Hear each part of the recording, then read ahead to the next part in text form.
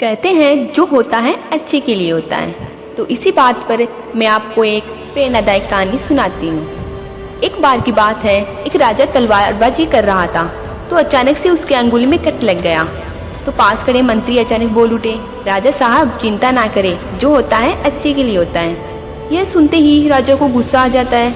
राजा उस मंत्री को कारागृह में बंद करने का आदेश दे देता है और बोलता है इसको फांसी पर चढ़ा दिया जाए।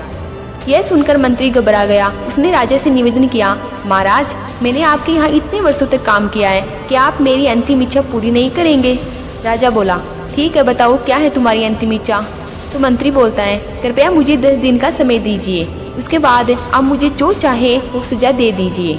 राजा ने उसकी अंतिम इच्छा मान ली। राजा दूसरे दिन अपने सैनिकों के साथ जंगल में शिकार पर निकला। जंगल के बीच में राजा अपने सैनिकों से बिछड़ गए और रास्ता भटक गए। रास्ता ढूंढते हुए राजा वनवासियों के बीच पहुंच गए जो बलि देने के लिए किसी को ढूंढ रहे थे। वनवासियों ने राजा को पकड़ लिया और वन की देवी को बलि देने के लिए ले गए। बलि देने की सारी तैयारियां पूरी हो गई। जैसे ही राजा को बलि देने के स्थान पर ले जाया गया, वहां खड़े बुजुर्ग की नजर राजा की खंडित अंगुली पर पड़ी। उसने आवाज लगाई कि ये तो खंडित है, इसकी बलि नहीं दी जा सकती। तो वनवासियों ने राजा को छोड़ दिया।